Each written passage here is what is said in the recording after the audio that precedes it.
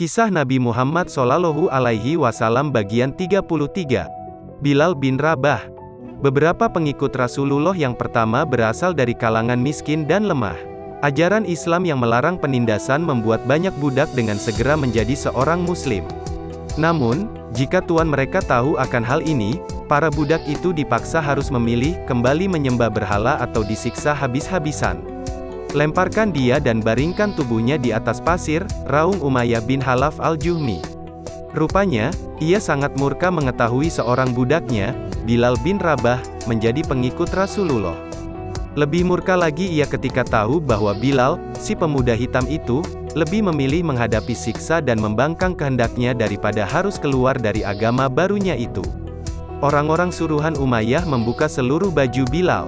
Kemudian, budak malang itu ditelentangkan di atas padang pasir yang panasnya begitu menyengat saat matahari berada di atas kepala. Budak jelek, engkau akan diperlakukan seperti ini hingga engkau mati atau engkau mengingkari Muhammad dan kembali menyembah Lata dan Uzza. Menghadapi ancaman itu, Bilal hanya berkata, Ahad, Ahad, Maha Esa Allah, Maha Esa Allah, petik 2 kurung tutup. Suara cambuk memerihkan telinga ketika Bilal disiksa, Ahad, Ahad, letakkan batu besar di atas dadanya, raung Umayyah. Bilal merasa dadanya hampir remuk dan terasa sesak sekali, sehingga nyaris ia tidak dapat lagi bernapas ataupun bersuara, tetapi ia tetap melantunkan kalimat juangnya. Ahad, Ahad, Ahad. Ibu Bilal, Hamamah, juga disiksa tuannya. Menurut suatu riwayat, ia gugur dalam penyiksaan itu dan wafat sebagai syuhada. Dalam riwayat yang lain, Hamamah dimerdekakan Rasulullah. Khalid bin Said.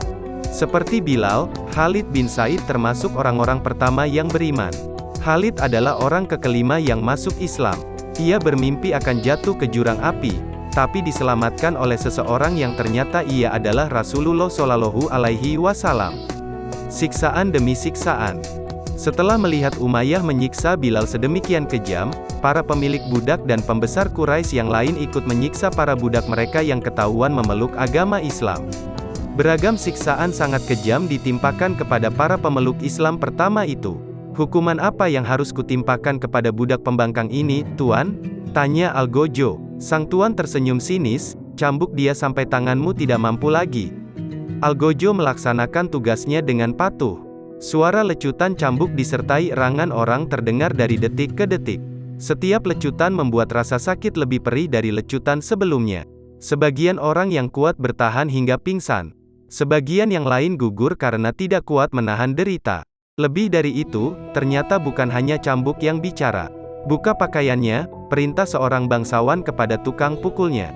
Beberapa budak muslim yang malang itu segera saja menjadi tidak berbaju. Pakaikan mereka pakaian besi yang ketat menempel di kulit, seringai sang bangsawan. Para tukang pukul segera menurut. Sekarang, bakar baju besi yang telah dikenakan itu, seru bangsawan dengan buas.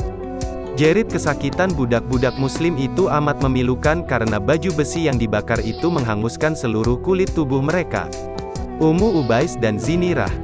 Ummu Ubais dan Zinirah adalah 2 perempuan muslim yang disiksa sampai jadi buta. Orang-orang Quraisy mengejek dengan mengatakan bahwa kebutaan itu disebabkan mereka dikutuk berhala. Akan tetapi, dengan izin Allah, keduanya kemudian dapat melihat lagi sehingga orang-orang muslim dapat membalas ejekan orang-orang kafir. Demikian kisah Rasulullah Shallallahu Alaihi Wasallam bagian 33. Tonton terus video lanjutannya hingga selesai supaya kita mengenal baginda Nabi Muhammad lebih dekat lagi. Semoga ini menjadi salah satu upaya pemantasan diri untuk mendapatkan syafaatnya kelak di akhirat. Tentunya tidak hanya mengenal kepribadian Rasulullah tapi juga melaksanakan perintah Allah dan Rasul-Nya serta menjauhkan diri dari perbuatan dosa.